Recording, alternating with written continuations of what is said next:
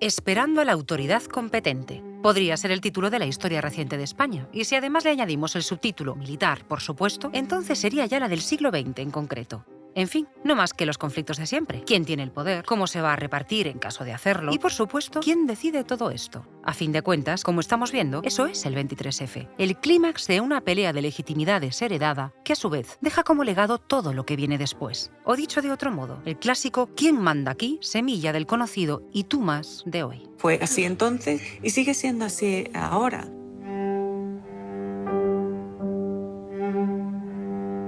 San Agustín escribía en el siglo V que si se elimina la justicia, los reinos no son más que grandes bandas de ladrones. La sentencia suena tan rabiosamente moderna por la sencilla razón de que lo es. Y de eso va este último capítulo, como todo este podcast en realidad, del poder, de cómo funciona, de cómo se imita a sí mismo y se repite en cada nuevo mundo, del relato que se convierte en la verdad entre comillas y de cómo este se va a narrar día a día, es decir, el marketing, que a pesar del nombre es tan viejo como el poder. Pero siguiendo a San Agustín, este capítulo también va de la justicia, el único freno para las bandas de ladrones. Todo esto desde el mundo de hoy, 2026, en el que esto que ocurrió hace 45 años ha dejado paradójicamente de sonar tan lejano. Pues con esta perspectiva empezamos este final. Vamos allá. ¡Quieto todos! 23F, la gran entrega.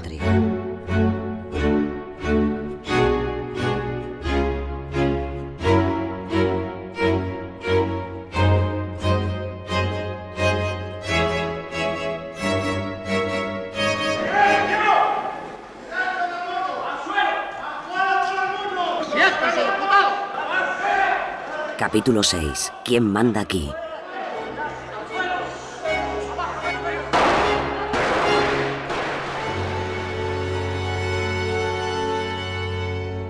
Nos habíamos quedado en el impasse de espera de las horas posteriores al shock de la entrada. Es quizás el momento más importante, cuando no pasa nada porque está ocurriendo todo. Aquí tenemos muchos escenarios para elegir. El rey en Zarzuela hablando con los capitanes generales, mientras, en el cuartel general del ejército, Armada espera el permiso real para presentarse en el hemiciclo. Periodistas, militares y todo tipo de cargos en el Hotel Palace debatiendo, mientras, justo enfrente, en las Cortes, Tejero espera cada vez más impaciente la llegada del elefante blanco. Los espías del CSIC celebrando prematuramente el triunfo del golpe en el chalet sin distintivo, mientras, en las inmediaciones del Congreso, un agobiado Rafael Monge tiene que recuperar el coche espía abandonado. Como tenemos que elegir, empecemos por una de aventuras. Vamos a Prado del Rey. Según el periodista Luis María Ansón, Zarzuela pide la grabación del mensaje televisivo del rey cuando éste se da cuenta de que Armada le ha engañado. El rey se da cuenta a las 8 de la tarde de ese lunes y es cuando pide su carrera de capitán general de los ejércitos y hace la declaración que conoces en la televisión. Pero no adelantemos tanto, porque llegar a esa declaración, como te puedes imaginar, no es tan fácil. Me llama Sabino y me dice que a ver si puedo mandar un equipo a Zarzuela. Y digo, claro, además hay que hacer algo, hay que salir a esto, hay que hacer algo. Sabino, recuerda, se había encargado de organizar que el rey pudiera dirigirse a toda España por televisión. Por eso llama a Fernando Castedo y vuelven a hablar en plan gallego. Castedo, tal como nos cuenta, está muy de acuerdo. Pero claro, ¿cómo organizar la salida de una unidad móvil a Zarzuela con un coronel de la Brunete vigilándote en tu despacho? Pues así. Yo lo que hago es decirle a mi secretaria, tráigame usted los expedientes que tengo que firmar. Mi secretaria, un poco sorprendida, y me dice, ¿qué expedientes? Pues esos que tengo pendientes de firma. El caso es que me trae 7 o 8 carpetas. Escribo y en una nota, dice, dígale a Picatoste que se prepare con un equipo para irse a Zarzuela como puedan para hacer una grabación a Su Majestad el Rey. El encargo le llega a Jesús Picatoste, entonces director técnico de Radio Televisión Española, que se dispone a salir a Zarzuela junto con Pedro Arquicia, subdirector de los servicios informativos. Además, no estábamos seguros de si estaba tomada Zarzuela o no. Y entonces fueron campo a través, en un coche primero, y luego pues intentando huir o escaparse o esconderse o ir por zonas que pensaban que podían no estar controladas. En la parte final de Somontes hasta Zarzuela fueron corriendo. Les dejamos corriendo en dirección a la Zarzuela y nos vamos con otro periodista con el que Castedo también habló y también en plan gallego hace un par de horas. Juan Luis Cebrián, director del País. Recuerda. A Castedo y me dice, te estoy hablando delante del capitán no sé cuántos. Que no sé qué. Bien, pues cuando Cebrián cuelga esta llamada... A mí me llega el soplo de que pueden estar viniendo ya una columna que tiene instrucciones de ocupar Diario 16 y El País, porque estábamos muy cerca. Y mandé cerrar las puertas de la casa. Y en esas circunstancias... Llego a la conclusión de que tenemos que sacar el periódico. Sobre las 9 de la noche, las unidades que habían tomado el control de Radio Televisión Española se retirarían. El País sacaría su edición sobre las 8:30, aunque llegaría al Congreso más tarde. Y hablando de periodistas, a los pocos que quedaban en el Congreso también terminan echándolos. Sobre las 10 de la noche nos reunieron para decirnos, bueno, tienen ustedes que irse. Entonces cruzamos al Hotel Palace, donde estaba el general Sáez de Santa María, que era el que mandaba la Policía Nacional en ese momento, estaba el general Topete, el director de la Guardia Civil, y ahí efectivamente donde se decidía por dónde ir, ¿no? Miguel Ángel Aguilar, periodista. La Junta de Jefes de Estado Mayor se reúne en el Palace y hace un papelito donde dice que como está el Congreso, el Senado y el Gobierno secuestrado, que no existe poder en el país y que entonces es la Junta de Jefes de Estado Mayor quien toma el poder. Y se lo envía a Zarzuela al rey. Y el rey coge el papelito y lo quema en la chimenea. Entonces se hace el gobierno de subsecretarios, donde los subsecretarios que no estaban secuestrados se convierten en el poder constituido, ¿no? A estos secretarios y subsecretarios de Estado los convoca Francisco Laína, en ese momento director de Seguridad del Estado, y que según algunas fuentes, ese día habría dado una orden clave: grabar todas las llamadas que entraron y salieron del Congreso de los Diputados, el 23F. Francisco Laína, que es el que, podríamos decir, que se hizo cargo del gobierno, le ordenó al presidente de Telefónica que grabara todas las conversaciones que salieran y entraran en el Congreso de los Diputados durante toda la noche. O sea, debe haber cintas por un tubo porque hubo muchas conversaciones, porque allí hablaba todo el mundo. Fernando Puel, coronel retirado, doctor en Historia y biógrafo de Gutiérrez Mellado. Y bueno, todo eso está sin averiguar. Iñaki Anasagasti, diputado por el PNV en el Parlamento Vasco. Nueva aclaración con esto de las cintas y las llamadas. Aquella noche las llamadas fueron esenciales, porque prácticamente todo se decide en esas conversaciones. Hay entonces dos tipos de llamadas. Estas que se hicieron desde el Congreso, conocidas como las cintas de Laína, y las que se hicieron desde y hacia las capitanías generales. Estos se comunican por la red territorial de mando, y ese es el problema, que la red territorial de mando no sigue el sistema de líneas de Telefónica, es una línea exclusivamente militar y no se puede grabar. Roberto Muñoz Bolaños, doctor en Historia Contemporánea. Es decir, que a esas llamadas seguro que no tenemos acceso. Vaya. Bueno, al menos nos quedarían las de Laína, las del Congreso. De esas se hicieron 3 copias. Una copia se la dieron a Suárez, otra copia se la quedó el presidente de Telefónica y la tercera copia no se sabe dónde está. Seguramente se la dieron a Laína, entonces es la única que puede obrar en los archivos estatales del Ministerio del Interior. Esto lo cuenta Fernando Puel, que lo sabría por... Un funcionario de Telefónica, que era, podríamos decir, el encargado de hacerlo, ese es el que me lo contó. Bien, pues cuando Iñaki Anasagasti dice que todo esto está sin averiguar, se refiere a que de esas cintas, las de Laína, y por increíble que parezca, tampoco se sabe nada. Se sabe que Laína dio la orden y a partir de ahí... Esas copias no están en la sede de CESI, porque eso me la han reconocido a mí. Es que las cintas a lo mejor las han destruido hoy, también puede ser, porque en los archivos se destruyen muchas cosas. Y Muñoz Bolaños va aún más allá. Que es ilegal, es que la única copia que se tenía que haber hecho era para el Consejo Supremo de Justicia Militar, para que formara parte de las pruebas en el sumario. No son propiedad privada de nadie, eso tendría que tener una custodia pública. Por nuestra parte, hemos hablado con sus herederos y niegan tenerlas. Y de nuevo en este asunto, y como te puedes imaginar, surgen diferentes teorías. José Bono, por ejemplo, entonces diputado del Partido Socialista. Yo no sé nada de su existencia real. Se me hace difícil que si hubiese 3 copias de las cintas en 3 lugares distintos no hubiese salido alguna. En la caja fuerte, donde se guardan las actas secretas del Congreso y algún otro secretillo de los que la ley ordena, allí no están, porque esa la he visto yo. O Juan Rando, jefe de la sección especial de agentes de la OME. Pues todo parece indicar que era este secretario de Estado, Laína. Entre presiones y dádivas se deshizo de aquellas cintas y desaparecieron. Es que las presiones que había en aquella época eran tan salvajes como no te puedes imaginar. Luego hablaremos de las presiones. En cuanto a las llamadas, el hecho es que por unas razones o por otras, de todas esas comunicaciones no tenemos nada. Esto es importante, porque un material así, como es de suponer, hubiera sido vital en el juicio. Serían prácticamente las únicas pruebas materiales con las que se contaría. Pero no están. Sin embargo, sí hay algo que aparece entonces. Un tercer grupo de llamadas que sí fueron grabadas y aportadas en el juicio y que es probable que conozcas. Solo conocemos las que se cruzaron Tejero y un falangista llamado Juan García Carrés. García Carrés, el único civil que irá a juicio por este golpe. Que fueron transcritas en el sumario. Y realmente tienen muy poco interés, más allá de que García Carrés la animara y que resistiese por España. y que había una serie de regimientos que estaban en marcha. García Carrés había pertenecido al sindicato Vertical. Era amigo íntimo de Tejero y tan franquista como él. ¿Recuerdas que, aunque finalmente se usaron los del parque móvil, Tejero había conseguido dinero para comprar autobuses? Pues lo había conseguido de empresarios como Carrés. Eran banqueros menores que, claro, financiaban a los grupos de extrema derecha. García Carrés y su sindicato Vertical, y a los grupos de Falange, y a los descontentos del régimen. O sea, la banca siempre pone un huevo en cada sitio, ¿no? José Antonio Martínez Soler, periodista. Aquella noche, Carrés estuvo 6 horas en contacto telefónico con Tejero en el Congreso. Su misión fue hacer de puente entre él y los hombres de confianza de Milans del Bosque, en Valencia, el teniente coronel Pedro Mas Oliver y el coronel Diego Ibáñez Inglés. 2 días antes del golpe, ambos se habían reunido con García Carrés por orden de Milans para comunicarles su papel de enlace con Tejero durante la noche. Escuchemos una de las muchas llamadas que hace. Oye, Juanico, fabulosas noticias. Venga. La segunda, la tercera, la cuarta y la quinta región militar apoyan el nombramiento de Jaime Milán del Bosch como presidente del gobierno. La segunda, la tercera, la cuarta y la quinta apoyan a Milán del Bosch como presidente del gobierno. Y testigo yo. Y seguramente se suman Baleares y Canarias. Ajá. Bueno, pero eso cuando se sume. Oye. No están en contra, cuidado, ¿eh? Bueno, que no están en contra es una cosa, pero tú, cuando se sumen a la presión, como están viendo que las cosas van mal... No van mal, eso es mentira. Que van mal para ellos, se están presionando en la calle a la Policía Armada. Eso es aparte. Tenemos que estar ahí luchando para echarlos. Para nosotros va muy bien. Ya lo sé.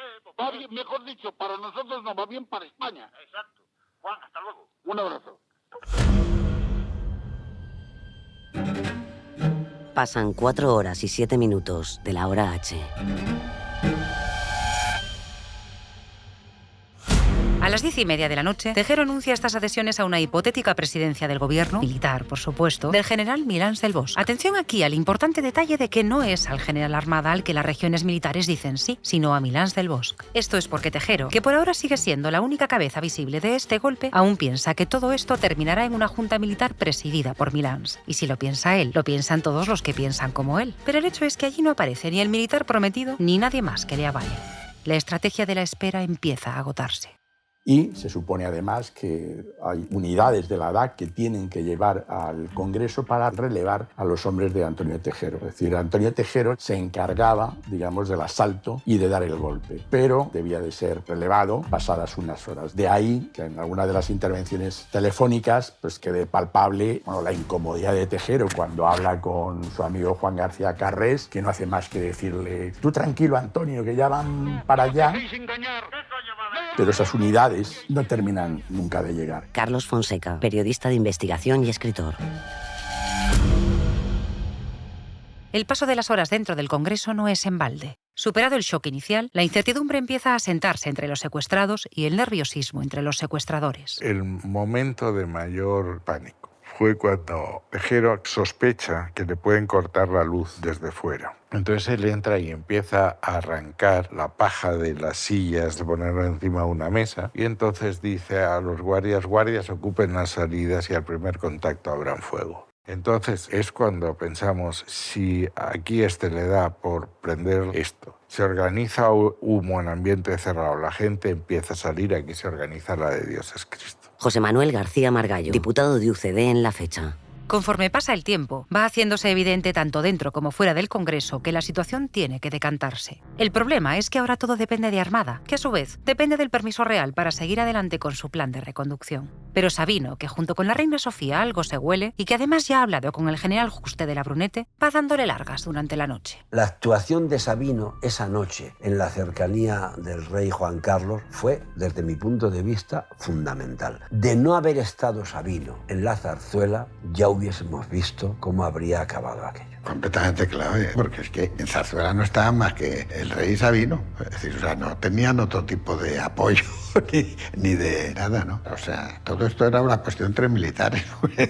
Y yo creo que fue muy importante en las llamadas a los capitanes generales, etcétera y tal. Sabino era militar, no era tanto palaciego, y se vio metido ahí pues intentando poner puertas al campo. En cuanto al rey, estaba colgado al teléfono diciéndole a toda la administración militar militar española que no siguieran. Estuvo colgado al teléfono con los capitanes generales. Ana Romero, periodista y escritora. Las regiones militares eran estructuras de poder real que en aquel momento todavía representaban un poder fáctico en una España embrionaria como democracia. Muchos de ellos se sentían solamente subordinados al rey, no al presidente del gobierno, no al ministro de Defensa. Hay que tener en cuenta que el despliegue de las Fuerzas Armadas en aquella España era un despliegue de control territorial. No había prácticamente ningún rincón de la península, y lo mismo cabe decir para Baleares y Canarias, en el que no hubiera una presencia militar, si no directa, inmediata. Y tenían capacidad efectiva en un momento determinado para bloquear lo que pudiera ocurrir. Jesús Núñez Villaverde, jefe de batallón en la división acorazada Brunete. Bloquear o apoyar, claro está. Por eso es tan importante saber qué está ocurriendo en esas capitanías y regiones militares, porque con esa presencia tan total de sublevarse ellas, no hubiera habido manera de controlar el golpe. Pues bien. Las conversaciones que se producen desde Zarzuela, sabemos lo que aparece en las declaraciones sumariales. Parece ser que las conversaciones con los tenientes generales no fueron en los términos dramáticos que se han presentado posteriormente, donde el rey les decía, ¿estás conmigo o estás contra mí? Nunca. No hay ni una mención de ese tipo en ninguna de las declaraciones de los tenientes generales. Simplemente, ¿cómo están las cosas por ahí? Pues tranquilo todo, señor. Muy bien. A sus órdenes. Un abrazo. Tanteos. Son tanteos. Creo que entre las capitanías generales y las grandes unidades militares, las llamadas telefónicas y los contactos y demás fueron sobre todo una manifestación de una espera para ver, tratar de ver cómo se iban a posicionar los demás antes de dar un paso así claro, ¿no? En la mayoría de los casos. Manuel Pardo, oficial de la Armada en la fecha. La verdad es que resulta llamativa esta ausencia de posiciones, por decirlo así, posicionadas. Lo que sí sabemos es que el argumento que se manejó en el juicio fue el de que no se levantaron por obediencia al rey. Es decir, la obediencia debida. Sin embargo, según el periodista de investigación Carlos Fonseca, a esto no les importaba para nada la figura del rey, salvo a 2 o 3 monárquicos. El propio ministro de Defensa tiene un documento en el que dice que salvo 3 que se mostraron leales, el resto se habría sumado al golpe si hubiera ido para adelante. La mayoría, de hecho, en los meses siguientes, buena parte de esos capitanes generales fueron relevados de sus puestos. Una nueva muesca en la lista de misterios que nunca se resolverán del 23F. Pero hace mucho que no nos pasamos por el Congreso. Vamos a ver cómo respira su espera. ¿Recuerdas la cola inmensa del bar y los golpistas pagando con una mano mientras en la otra sostenían su fusil de combate? Nosotros nos fuimos a las 10 de la noche. Después de las 10 de la noche no pagaba nadie nada, porque nosotros nos hemos ido todos. Y fue cuando fue el desmadre. Es lo que tienen las largas esperas. Fuera de allí, sin embargo, los acontecimientos llevan otro ritmo. Vamos a ver cómo va el mundo de los medios.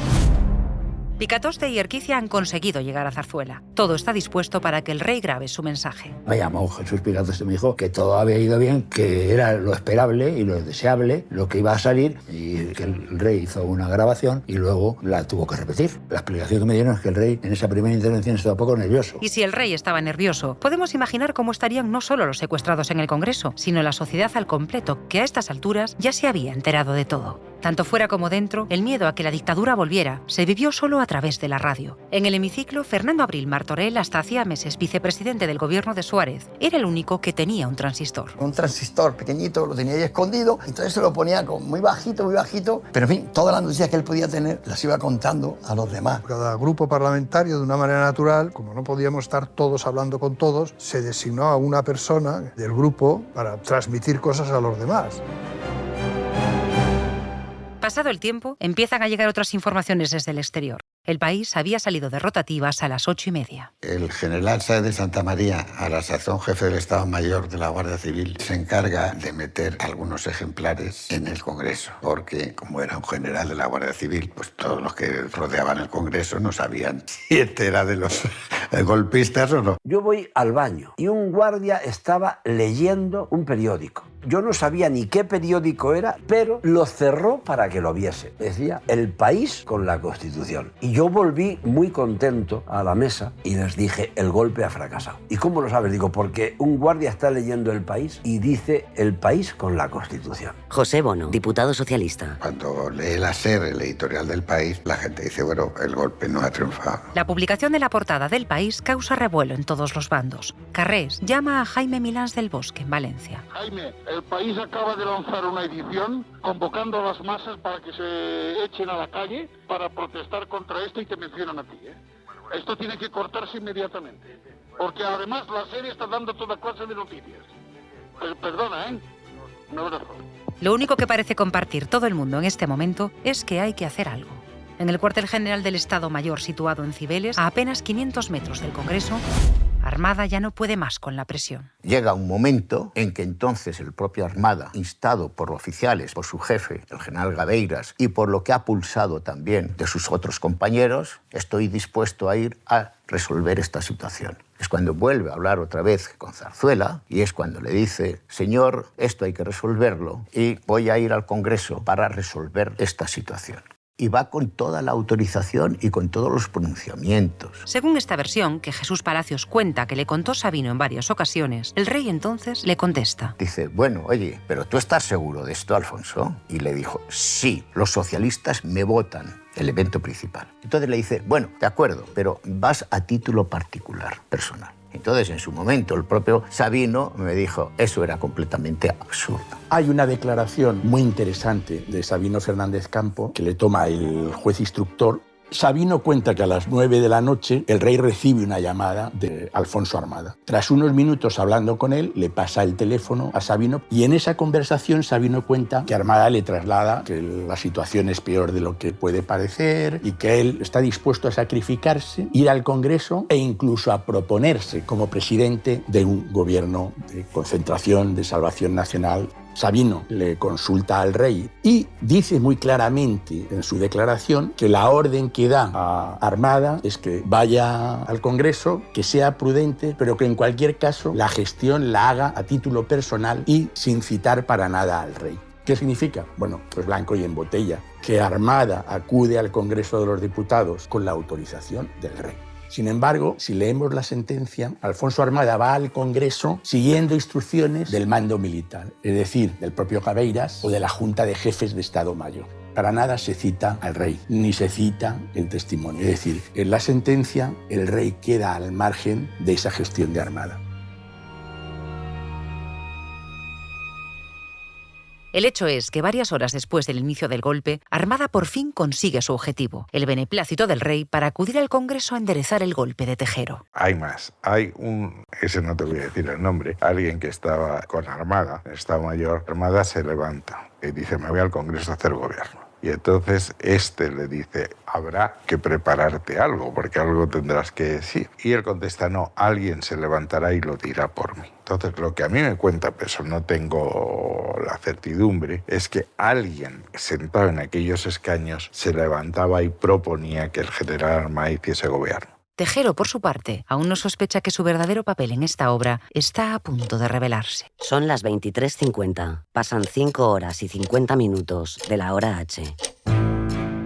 El general Alfonso Armada, segundo jefe del Estado Mayor del Ejército, se dirige al Congreso, pero antes pasa por el Hotel Palace. Lleva bajo el brazo la famosa lista de ministros de su supuesto gobierno de concentración. Cuando Armada llega al Palace están el general Aramburu Topete, que es director general de la Guardia Civil, y hay alguna autoridad más. Entonces se presenta diciendo que viene a sacrificarse por España y a proponerse a Tejero como presidente de un gobierno de concentración nacional. A los que están allí posteriormente dirían, o cambiarían su versión, les pareció muy bien, porque todos la acompañaron a la verja y le dijeron suerte. La comitiva cruza la calle atravesando el doble cordón de seguridad. Llega a la verja y allí dice Duque de Ahumada, que era la contraseña para entrar al Congreso. Y es Tejero el que sale a recibirle. Entran juntos y allí Armada comete el error de decirle a Tejero que la operación no ha salido tal como ellos esperaban y que trae una solución de compromiso. ¿Qué hace Tejero? Le dice, mi general, pase aquí. El cuartel general lo puso en el Salón de Ministros. Ahí es donde él dirigía sus operaciones, así que él se reunió ahí en el Salón de Ministros con Armada. José María Mayoral Pérez, ujier del Congreso. Y es cuando le pregunta, bueno, si hablamos de un gobierno, ¿qué papel tiene en ese gobierno el general Milans? Y dice, el general Milans no está en el gobierno. El general Milans será el jefe de la Junta de Jefes de Estado Mayor del Ejército. Entonces, ¿qué papel van a tener? Le va acercando un poco y ahí Armada no supo imponerse con autoridad. Y le dice, tengo que pasar al hemiciclo para hablar con sus señorías y hacerles esta propuesta. Entonces Tejero le pregunta, mi general, ¿quiénes van a formar parte de ese gobierno? Y entonces aquí es donde Armada le comunica que ese gobierno va a estar integrado por representantes de todos los partidos políticos, salvo los nacionalistas. Y le enseña el gobierno de concentración que había preparado. Pues estaba Felipe González, estaba Alfonso Guerra, estaba la gente de la UCD y estaba Jordi Soletura. Y cuando él llegó a esto dice, no, a esto yo no he venido, mi general. ¿Cómo que usted no ha venido aquí? Usted ha venido aquí a cumplir órdenes, como militar que es. No, de ninguna manera, yo a esto no he venido. Yo no he dado este campanazo para que ahora terminen con un gobierno en el que estén socialistas y comunistas. Llaman a Milán del Bosch, Armada en un intento de que convenza a Tejero de que deponga su actitud, y es cierto que Milán le dice que acepte la propuesta de Armada, pero obviamente Tejero no entra por el aro. Y entonces a empujones lo echó del Congreso. Es ahí donde fracasa el 23F.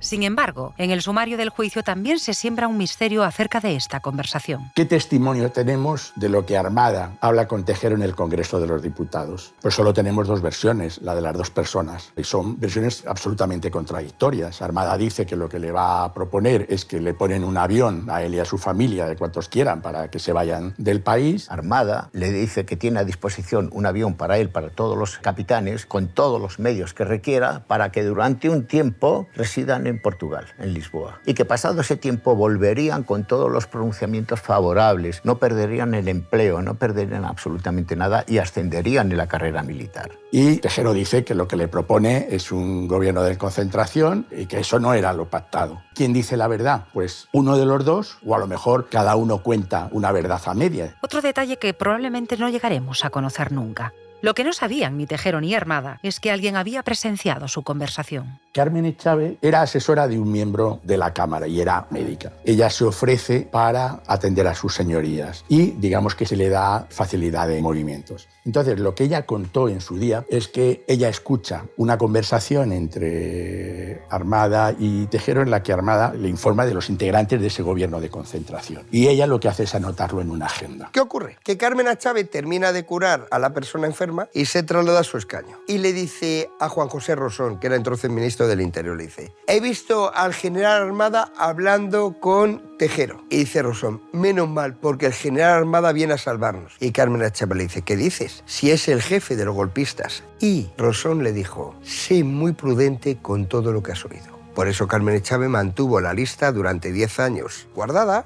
y en su declaración sumarial pues habló muy poco. Creo que 2 veces que Carmen Echave declara en el sumario nunca alude ni a esa lista ni a esa conversación con el ministro. El hecho es que después de esta visita de Armada se produce una nueva llamada entre Tejero y García Carrés, que a un tiempo está hablando por otro teléfono con Pedro Mas, recuerda, mano derecha de Milán del Bosque en Valencia. La victoria es para España. ¡Aguanta! ¿Cómo están? Está cojonudo. Bien, de acuerdo. Ivano, dime. ¿Me hablas a mí o hablas a los dos? Estoy hablando a los dos. Pedro, el que ha ido allí muy mal, ¿eh? Muy mal. Que no te fíes ni un pelo de aquel señor que ha ido allí, ¿eh? Que lo que ha dicho dice que es vergonzoso. Ya lo sabemos. Bueno, un abrazo. De donde se deduce que el que ha ido allí del que no hay que fiarse ni un pelo es Armada. A partir de esta ruptura y corte entre Tejero y Armada, comienza la hora que más preguntas plantea y menos respuestas ofrece de toda esta noche. Algo así como la hora bruja del 23F.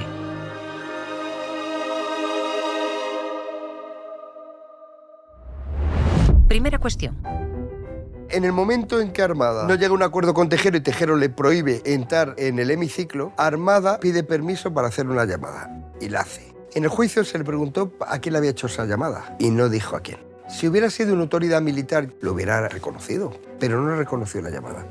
Si esta llamada se hizo desde el Congreso, tendría que estar grabada en las antes citadas cintas de la INA, las que desaparecieron o nunca existieron. Pues a lo mejor por esa llamada. Segunda cuestión, y siguiendo con el asunto de las llamadas, las que sí están transcritas en el juicio. ¿Qué es lo que a mí me llama la atención de las cintas? Primero, que son intervenciones, todas ellas en domicilios particulares de personas, digamos, consideradas integrantes del búnker del franquismo, como podía ser Juan García Carrés, el general Iniesta Carno, que ya estaba retirado, pero había sido director general de la Guardia Civil, Raimundo Fernández de la Confederación de Excombatientes o el propio domicilio de Tejero, ¿no? Curiosamente, el contenido de todas esas transcripciones incorporadas al sumario arrancan todas a partir de la 1 de la madrugada. Es decir, después de que el rey haya salido en televisión y haya condenado el golpe. De las horas previas, lo que va del golpe hasta la 1, 6 horas, no hay ninguna grabación. No hablaron nada entre las 6:20 y la 1:20 de la madrugada.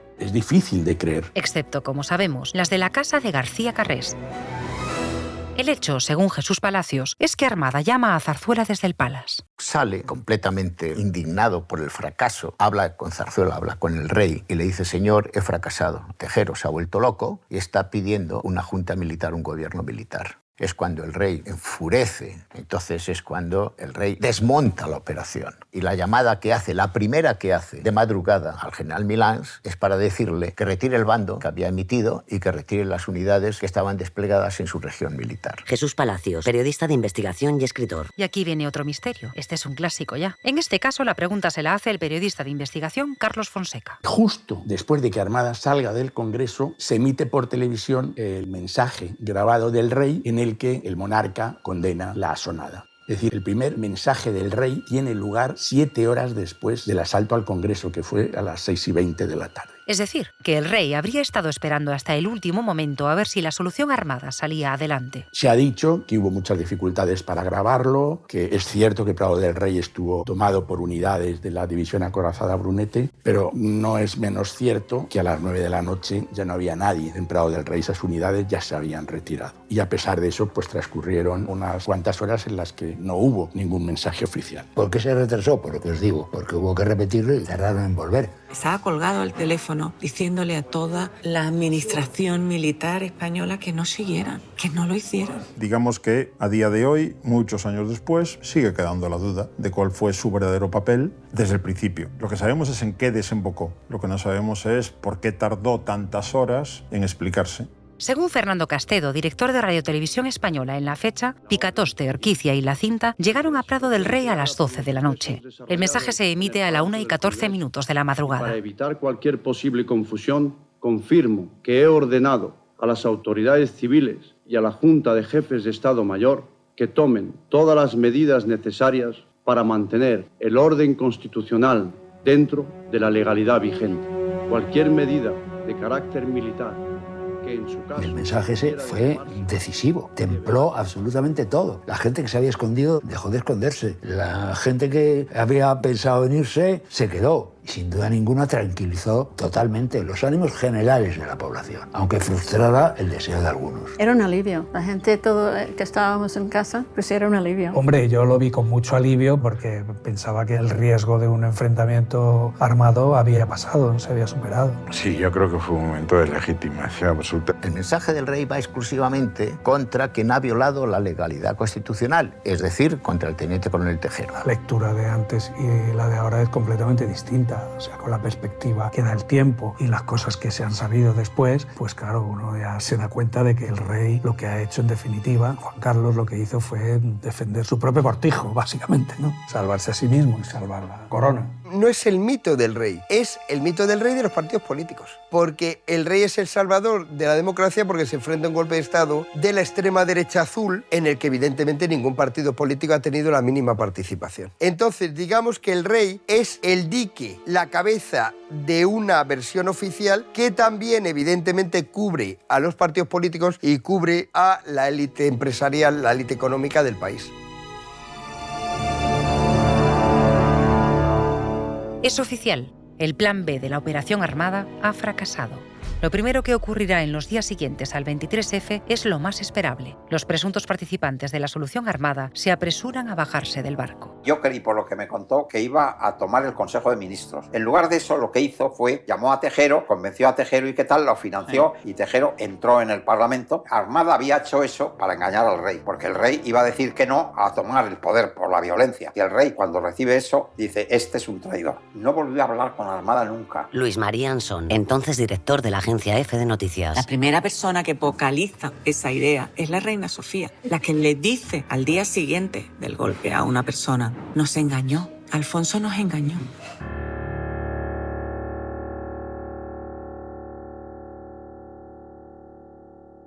Hacemos aquí un pequeño paréntesis por alusiones. Tiene además que ver precisamente con conversaciones que han tardado años en conocerse. ¿Recuerdas los audios que se filtraron entre don Juan Carlos y Bárbara Rey? Pues aquella conversación se produce después de que Sabino contara su versión de lo que ocurrió el 23F, la misma que contó a José Bono y a Iñaki Anasagasti y que ya hemos escuchado aquí. Recordemos esa conversación con Bárbara Rey. Ahora sufriendo entre tú y yo mucho, ¿no? Las cosas de Sabino y palabra de honor. Yo me imagino que mucho, ¿eh? Me río, cariño, me río de Alfonso Armada. Sí, ¿verdad? No, es que tiene... 7 años de cárcel, se ha ido a su paso de Galicia y el tío jamás ha dicho una palabra. Jamás. ¿Jamás ha dicho una palabra? ¿De qué? Porque obviamente, con los 7 años de cárcel, que en realidad fueron 6, y el retiro en su pazo, se refiere a la condena que Armada cumplió por el 23F. Siendo que la queja del rey en esta conversación es porque Sabino ha hablado, ¿qué significa este jamás dijo una palabra refiriéndose a Armada? ¿Es que podría haber dicho algo acerca del 23F que implicara al rey? Nuevo misterio y fin del paréntesis. Volvamos al mito del rey, del que hablaba Muñoz Bolaños, y con el cual se cubriría también a la élite económica y empresarial. Bien, pues ellos también se desmarcan rápido. Según Bolaños, después del 23F, Ferrer Salat y José María Cuevas, ambos de la patronal COE, se entrevistan con la cúpula del CSIC para preguntarles qué han hecho, porque si sale la operación a la luz pública, aparecerían todos los nombres. Les habían dicho que Armada reconduciría un golpe de Estado si se produjese. Lo que no les había prometido es meter en el Congreso a una panda de guardias civiles a disparar al techo. Pero seguimos en la madrugada del 23 al 24 de febrero de aquel 1981. Armada fracasa, sí, pero el hecho es que Tejero y el resto siguen en el Congreso. Y no solo eso, a la 1:30, apenas un cuarto de hora después de que el rey haya hecho su discurso por televisión, una columna de vehículos de la Policía Militar llega al Congreso. Está capitaneada por el comandante Emilio Pardo Zancada, uno de los miembros de la Brunete que había intentado convencer a Juste para que la división formara parte del golpe. Pardo Zancada tenía contacto con distintos mandos que tenían una posición crítica y que eran involucionistas y habla con ellos, pero ninguno le sigue. Fracasan completamente. Vuelven a pasar las horas. 2:30 de la madrugada del día 24. Los golpistas fuera del Congreso empiezan a verse cercados. En un télex, el rey advierte a Milans del Bosch que quien se subleve provocará otra guerra civil. 5:30 de la madrugada. El exdirigente sindical y ultraderechista Juan García Carrés es detenido en su domicilio. 6:45 de la mañana. Mediante un nuevo bando, Milans del Bosch deja sin efecto el estado de excepción. 9:10. El ambiente ya no da más de sí. 9 de la mañana. En los aledaños del Congreso, los golpistas firman su rendición en el denominado Pacto del Capó. El Pacto del Capó es el documento que firman el teniente coronel Fuente Gómez de Salazar con su amigo Pardo Zancada para terminar la ocupación del Congreso de los Diputados, al que se une también Tejero. Por ese pacto se establece que la responsabilidad de lo ocurrido corresponde a Tejero y a Pardo Zancada. Y entonces se puso de teniente para abajo, no tenían responsabilidad. Entre las 10 y las 12 de la mañana... Ya había guardias civiles que empezaron a salir por las ventanas. O sea, ellos dijeron, bueno, aquí nos va a caer un puro importante, que luego no fue tan puro. Es la hora de liberar a los secuestrados. Nos aplaudieron cuando salíamos, algunos, sí. Ahí estábamos mezclados con los guardias civiles. Sí, era una situación rara, pero de alegría, claro. Salíamos de una situación de secuestro y con mucha tensión acumulada. Es una sensación muy real, es que llevabas desde la hora de comer hasta 24 horas en el Congreso sentado sin saber lo que van a hacer contigo. En los días siguientes, el susto inicial va dejando paso a las preguntas, especialmente una. ¿Qué hubiera pasado si el golpe hubiera triunfado? ¿Qué habría ocurrido si Tejero deja Armada entrar al hemiciclo y proponerse como presidente del gobierno? ¿Qué habrían hecho sus señorías? No lo sabemos. Es decir, es sencillamente política ficción, pero si hubiesen aceptado, es obvio que el golpe habría triunfado. Yo recuerdo haber visto a mandos con un cabreo mayúsculo porque no se había producido, no se había materializado el golpe, porque deseaban ese golpe de timón. Hay quien ha dicho que todo fue una patochada, que fue... Yo no estoy de acuerdo. Yo creo que fue un peligro tremendo que podía haber salido, que aquello podía haber acabado en un baño de sangre. Cuando dices que en un local cerrado donde hay muchísima gente se han oído ráfagas de su fusil, chica, hay que esperar que allí lo que haya habido sea una masacre. Todo el mundo tenía muy claro que el golpe había fracasado porque un guardia de Tejero no le pegó un tiro en la cabeza a Carrillo. Y cierto es, si aquella noche uno de los guardias le vuela la cabeza a Carrillo, aquello no hay quien lo pare. Pero nadie lo hizo. La mayoría de los guardias habían sido metidos en los autobuses a empujones por sus mandos. Y desde luego ninguno tenía alma de criminal. Ninguno tenía alma en aquel momento de pegar un tiro en la cabeza a Carrillo, por mucho que Carrillo fuera Belcebú, ¿no? Cuando Juan Rando dice por mucho que Carrillo fuera Belcebú, no está exagerando. Para el ejército franquista, como ya sabemos, los comunistas eran sus más acérrimos enemigos. Y eso no es todo. En la Armada y en los ejércitos había listas de rojos, claro que sí. Los servicios de inteligencia tenían un historial de cada uno de nosotros y sabían de qué cojeaba cada uno, sí, sí. Yo tengo la lista negra también, la he visto más de una vez. Listas que circulaban en aquel momento y que entre quienes nos movíamos dentro de ese mundo minoritario de apoyo a la democracia y de entender cuál era el papel del ejército dentro de esa España democrática, pues quedaban señalados como malos, que en un momento determinado, llegando las cosas hasta el final, pues tendrían que ser eliminados. Y si un miembro del ejército tenía que ser eliminado en determinadas circunstancias, es fácil imaginar lo que debía hacerse con el cabecilla de todos ellos en un golpe de Estado. Sin embargo, efectivamente, no lo hicieron. Una prueba más de que las cosas habían cambiado realmente no solo en la sociedad española, sino también en sus fuerzas armadas. En cuanto a los días siguientes, la cosa se va asimilando. Al principio, la adrenalina nos salva del impacto, pero el 24 y el 25 de febrero el cuerpo empieza a enfriarse y la resaca no ha hecho más que empezar. Un trauma necesita su tiempo para arraigarse. Los golpes nunca son blandos, son golpes y son contra la democracia. A la mañana siguiente, toda España fue a trabajar. Pasó el 23 y en el 24 volvimos al 21 y al 20 y al 22, ¿no? Seguimos con nuestras vidas. Ana Montón López, activista de grupos de extrema izquierda durante la transición. Para los habitantes habituales del Congreso, esa vuelta a la normalidad suponía volver al lugar de los hechos. Cuando llegan, se encuentran con las huellas de lo ocurrido el día anterior, especialmente en el bar.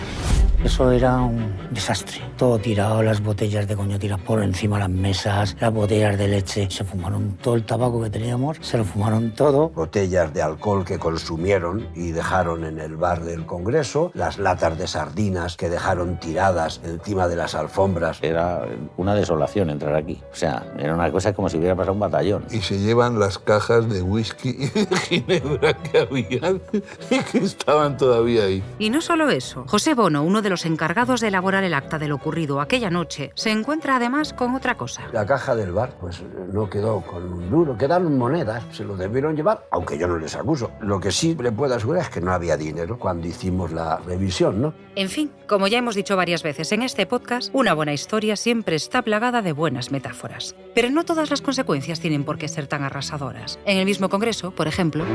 Yo creo que al día siguiente se dieron cuenta de lo que habíamos estado a punto de perder. Vamos, la gente bajó el diapasón y entendieron que había que entenderse de otra manera porque si no, a veces los extremismos y las estridencias llevan a que mucha gente intente declararse en salvapatrias y eso es muy malo. José María Mayoral Pérez, ujier del Congreso. Pues mira, el golpe de Estado hizo cambiar algunas actitudes políticas. Por ejemplo, Felipe González fue duro, Fraga, que se iba a abstener de la votación de Calvo Sotelo, votó a favor. ¿Por qué? Porque dijeron, oye, que no está el horno para bollos, que esto que ha pasado puede volver a pasar y hay que asentar la democracia. Ana Rivero, taquígrafa del Congreso. También fue una vacuna. El fracaso fue tan estrepitoso que nunca más el ejército iba a dar otro golpe. Ya no se pudieron, de alguna forma, levantar de aquella vergüenza. No pudieron superar la vergüenza del ridículo, ¿no? José Antonio Martínez Soler, periodista. Sí, sería realmente deseable que de los traumas se sacaran conclusiones constructivas y acabar esta película con la gigantesca manifestación que hubo días después a favor de la democracia. Ya nos gustaría que el mundo fuera así, pero es el mundo y es la realidad en la que un día sigue al anterior y los actos tienen o deberían tener consecuencias. Vayamos con uno de los organismos donde se podrían esperar consecuencias, el Servicio Secreto. Diego Camacho, hablamos él y yo, tomamos conciencia de que estábamos sentados en una bomba y de que teníamos que hacer algo, porque desde el principio nos oponíamos a aquella situación. ¡Cojones! Nosotros no podemos estar metidos en esta historia. Nosotros no hemos venido aquí para esto. Y acordamos que a través de otro iba a pedir audiencia a Calderón. Juan Rando, jefe de la sección especial de agentes de la OME. Me entrevisto con Calderón y entonces ya le cuento toda la información que yo tenía. De la utilización de hombres de la agrupación, de la utilización de coches, del falseamiento de matrículas, de la utilización de emisoras operativas, etcétera y tal, y de lo que ha hecho Cortina. Diego Camacho, jefe de personal y de seguridad de la OME. Y entonces Calderón le dice que no, que de ninguna manera, que Cortina tenía toda su confianza. Y entonces me dice Calderón, bueno, apártate de la investigación porque yo me voy a encargar personalmente. Bueno, pues me voy a casa y a las 12 me llama Juan Rando diciendo, es que me acaba de llamar Cortina, me ha citado en el Parque Berlín a las 2 de la mañana. Que me espera allí, que me tiene que dar órdenes muy precisas, que es muy importante que vaya y que no me olvide y tal. Y yo le digo que sí, que allí estaré. Ya tengo claro que esa sucesión de llamadas solo tienen sentido porque Calderón se lo ha dicho a él y no voy. Después no iba a trabajar, sencillamente estaba desaparecido, porque ya tenía claro que me iban a liquidar en cualquier momento.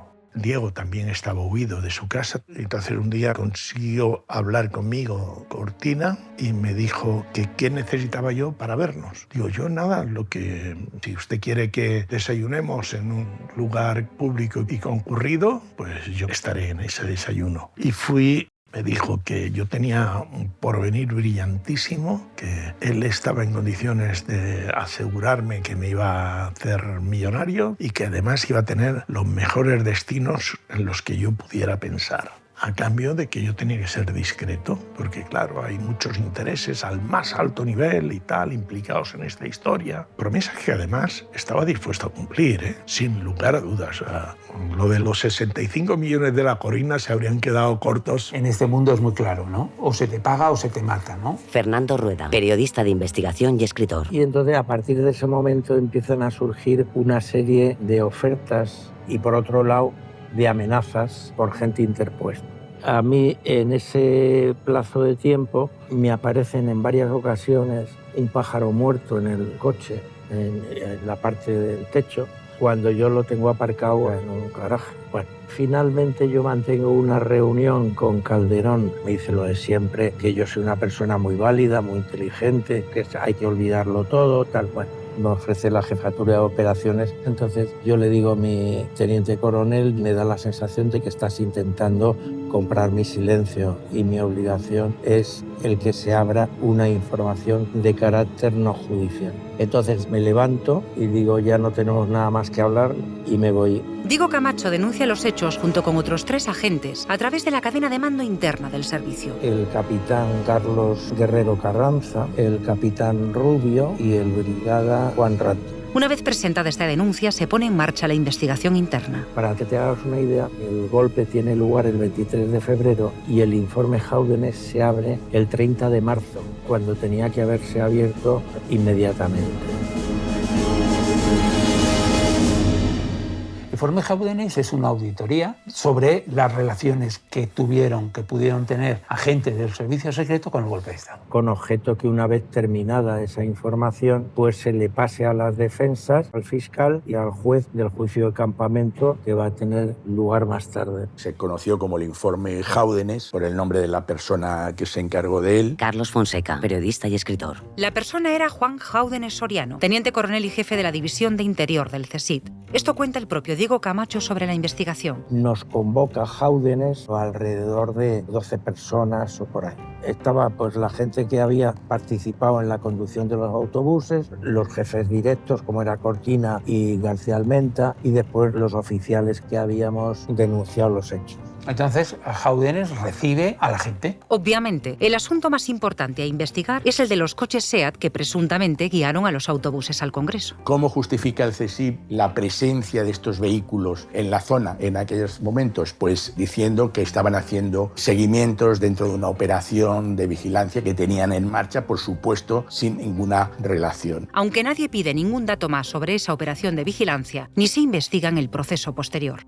Pero aparte de los coches guía, hay más cosas que pudieron hacerse desde el CSIC para apoyar el golpe. Juan Rando, por ejemplo, cuenta este pequeño detalle sobre la famosa lista de Armada. La lista la habíamos hecho en la OME, con una máquina que se compró, una máquina electrónica carísima, tal, enorme. Las máquinas que teníamos allí, que eran todas electrónicas, eran muy buenas, a lo mejor costaba 25.000 pesetas. Pero aquella costó 750.000 pesetas. Y aquello nos dejó a todos empatados. Claro, o sea, ya cuando estás a ese nivel Parte de lo que vas a hacer hay que plasmarlo por escrito. Pensar que el rey todo lo recibía verbalmente, pues una gran parte de la información la iba recibiendo verbalmente. Pero otra parte, naturalmente, se le iría dando por escrito, porque además se compra un papel de muchos gramos, un papel muy bueno, y esto, pues para esto sería aquellos tacos de papel buenísimo. Y el que había redactado aquella lista, sargento de la Guardia Civil, después teniente, después capitán de la Guardia Civil, a este le dieron de premio, después por quitárselo de encima, lo mandaron a Israel. Pues este es el tipo de cosas que podrían haber figurado en este informe. En resumen, y según el periodista e investigador Fernando Rueda... Yo creo que es un interrogatorio sin sentido, ¿no? Ellos dicen que el interrogador les pone pegas, les dice que si tiene sentido ir para adelante con eso, el daño que se va a hacer al servicio, etcétera, etcétera. Pero ellos hacen su declaración y acusan. Y efectivamente, Jóvenes termina elaborando el informe. Un informe que concluye afirmando de manera categórica que el servicio secreto no tuvo nada que ver con el golpe de Estado. Lo básico en el informe Jóvenes era protegerse a ellos mismos. Hombre, es que este era un elemento esencial para la defensa de los implicados, sencillamente porque se veía la implicación más allá de la actuación de la Guardia Civil o de las Fuerzas Armadas de gente políticamente más arriba, en el gobierno y en el Estado. Pero todavía hay un detalle más sobre este informe, del que sus protagonistas se enterarán años después. Vimos que el informe Jóvenes había sido adulterado, solo quedaba el análisis del instructor. Las declaraciones no. Yo, por ejemplo, cuando declaré, yo firmé 4 folios de declaración y no costaba nada. Y de los otros tampoco. Es decir, ese informe ahora mismo, si alguna vez se clasifica, se habían destruido las declaraciones originales de las personas que habían declarado ahí. ¿Y los agentes que habían participado y llevado aquellos coches guía, como Rafael Monge? Debían recibir alguna orden y se cerraron en banda. Sí. Los demandantes del informe Jóvenes permanecieron en sus puestos hasta 1996, cuando José María Aznar llega al poder y, por consejo de Manuel Fraga, nombra a Javier Calderón como director de los servicios secretos. Recuerda que Javier Calderón había sido jefe de Cortina y ya había estado en el servicio durante el 23F. Entonces, Javier Calderón despide a unos cuantos agentes y entre ellos incluye a Juan Rando y a Diego Camacho. No solamente se venga de los dos que se opusieron, sino que además coge a Cortina y le empieza a encargar trabajos pagados con los fondos reservados para que no aparezca. Es decir, vuelven a controlar el CSIC. Por si no estás anotando, la lista de misterios sube mientras el poder se consolida a sí mismo. Yo he aprendido, después de más de 30 años trabajando, investigando al servicio secreto, una cosa, y es que el servicio secreto tiende a tapar sus errores. Lo hacen siempre. Los militares, cuando hacemos una acción, siempre pensamos, siempre, por principio, pensamos en el plan B. Obviamente, los espías no son los únicos que tienen que responder sobre sus actos. En febrero de 1982 comienza en el cuartel general del Ejército de Madrid el conocido como el Juicio de Campamento, un consejo de guerra en el que los golpistas serán juzgados por sus compañeros militares. La investigación se prolonga tan solo durante 4 meses. 4 meses para esto y una causa de una enorme complejidad. Finalmente se sientan 33 personas en el banquillo de los acusados, todos por delito de rebelión militar. En este proceso no se juzgó a ningún civil, a excepción del empresario que ya conoces, Juan García Carrés. Realmente la investigación no tuvo nunca la intención de conocer todo el alcance y todas las implicaciones del golpe, ¿no? Sino juzgar y condenar únicamente a los protagonistas televisivos, es decir, a los que no se podía salvar de ninguna manera porque los habíamos visto todos en televisión. No solamente es que no tenga voluntad real de indagar más allá de lo obvio, sino que en la causa hay pistas, hay datos, hay circunstancias que sencillamente se ignoran para llegar primero a un cierre de un procedimiento y luego a una vista oral con una sentencia que desde hace 44 años resulta ser la versión oficial e inamovible del 23F. Algunos negaban lo que había ocurrido, porque los hay muy salvapatrias y los hay muy delincuentes y muy mentirosos, ¿no? Nadie admite, nadie asume, Todos dicen haber seguido órdenes supuestamente en nombre del rey. El único que, digamos, que mantiene una actitud no coincidente con el resto de procesados es el general Alfonso Armada, que niega en todo momento su implicación en el golpe y exonera al monarca de cualquier tipo de conocimiento previo de lo que ocurrió aquella tarde. Armada en el juicio pidió permiso al rey para que le pudiera dejar utilizar la conversación que habían mantenido el 10 de febrero de 1981 en su defensa, y el rey le prohibió que lo utilizase. ¿Cómo se sabe eso? Porque están las cartas, publicadas por Armada, de la carta que le envió y la respuesta que recibía de Zarzuela. En este proceso, como decíamos antes, hubieran sido realmente útiles las grabaciones de aquel aluvión de llamadas producidas durante la noche, pero como sabes, no son públicas. En resumen, si es que todo esto se puede resumir fácilmente en pocas palabras... ¿Estaban todos los que tenían que estar en ese juicio? Pues seguramente no, porque ahí habría otras implicaciones. Recordemos además que había una trama militar y una trama civil. Y de trama civil creo que había una persona nada más implicada. Por lo tanto...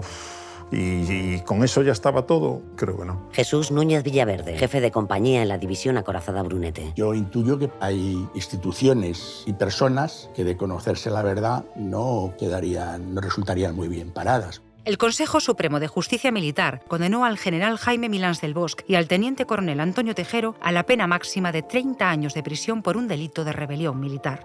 Alfonso Armada, sin embargo, recibió solo 6 años por limitar su responsabilidad a la conspiración. De los 33 acusados, absolvió a 11 e incluso en el fallo se pidió clemencia para Tejero y Milans. Y Cortina yo creo que se libra porque amenaza con contar todo lo que sabe, que debía saber muchísimo. El tribunal lo absolvió por no encontrar pruebas suficientes para condenarlo por rebelión militar. Para el resto de acusados, las penas fueron variadas. Pero la cosa no quedaría así. La sentencia generó malestar, hasta el punto de que los medios la calificaron de demasiado benévola. Calvo Sotelo me llamó y hablamos de esa sentencia. Y yo le dije que nos había parecido fatal, que era peligrosísima, que un intento de golpe de Estado pagara un precio tan bajo, porque eso era un llamamiento a repetir todas las veces que quisieras. Que ese error lo había cometido la República, con Sanjurjo, me dijo que estaba completamente de acuerdo, pero que no nos preocupáramos, que le iban a recurrir al Tribunal Supremo. Efectivamente, la recurrieron al Tribunal Supremo y el Tribunal Supremo les metió el zurrón. Nicolás Sartorius, diputado comunista. El Tribunal Supremo revisó el caso y de forma unánime subió la pena a 22 de los 33 acusados, dejando a 3 libres de condena. La pena para Alfonso Armada se elevó a 30 años, pero el gobierno de Felipe González lo indultó en 1988, así que en realidad solo estuvo en prisión 6 años. Ese tiempo al que hacía referencia Juan Carlos I en los audios que hemos escuchado con la vedette Bárbara Rey. Milans del Bosch salió en libertad condicional en 1991 cuando cumplió 75 años, tras haber pasado unos 10 años en prisión. En cuanto a Tejero, en 1993 recibió el 3er grado penitenciario y 3 años más tarde la libertad condicional. Fue el que más años cumplió, 15 en total. Al final de cuentas, el teniente coronel Tejero es el chivo expiatorio de la operación.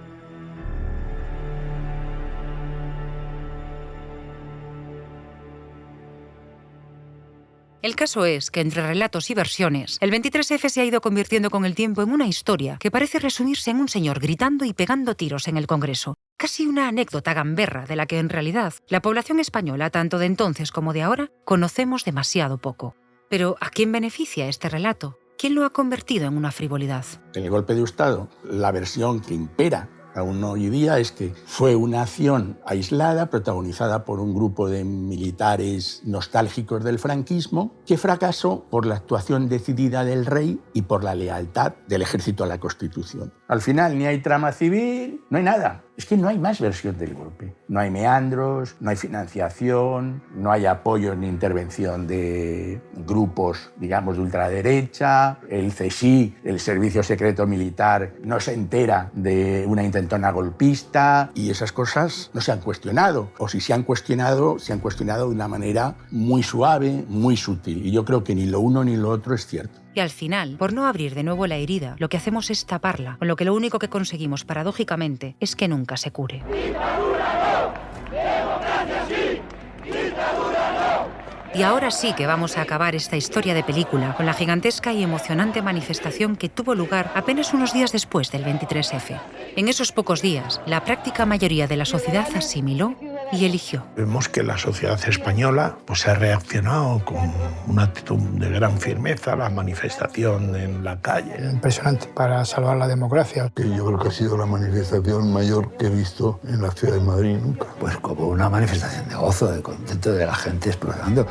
¿Cómo se explica que España, a partir de ese momento, haya vivido los años de bonanza, de crecimiento, de entendimiento que ha vivido, con todos sus problemas? Pues ¿cómo se explica? Por un pueblo unido en un proyecto común. El 23F ha sido un aldabonazo para recuperar la necesidad de defender la democracia. Fracasa porque aunque hubiera triunfado momentáneamente, yo creo que no hubiera durado mucho. Entonces éramos todos buenos y malos. Malos porque somos malos o buenos porque somos buenos. Pero quiero decir, ideológicamente todos buenos. Porque todos éramos respetables en nuestra ideología. Y todos con derecho a decidir sobre el futuro de España. ¡Viva la Constitución! ¡Viva! ¡Viva la democracia! ¡Viva! ¡Viva España! ¡Viva!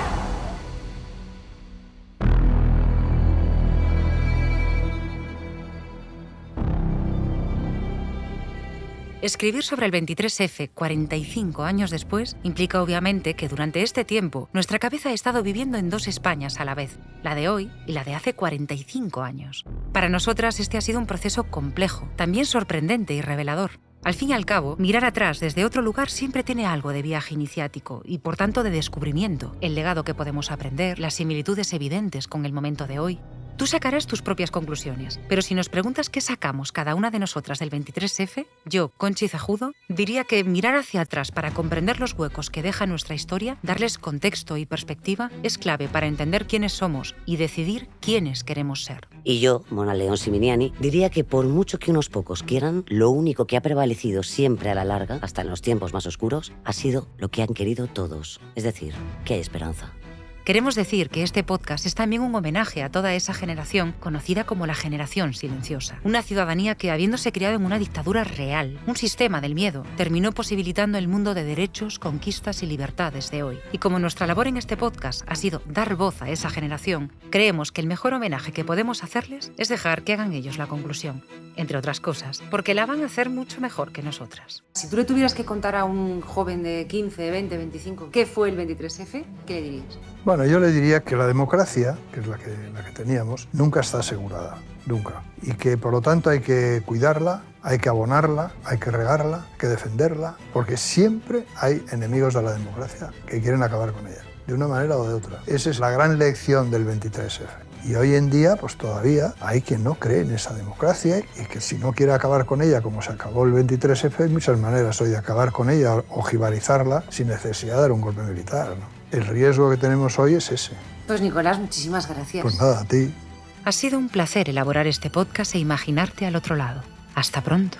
Han pasado 45 años desde el 23F.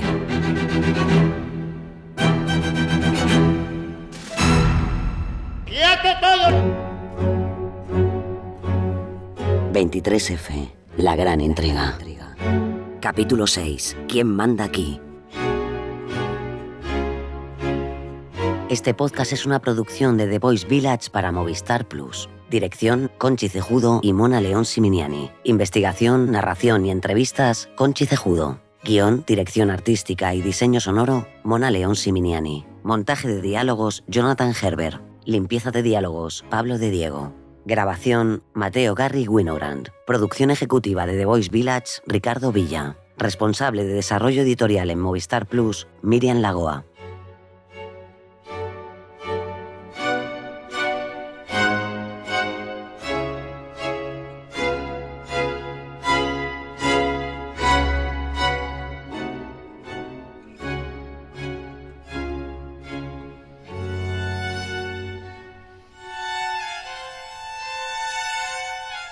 Si te ha gustado este documental sonoro y quieres completar la experiencia, ya está disponible en la plataforma de Movistar Plus la serie Anatomía de un instante.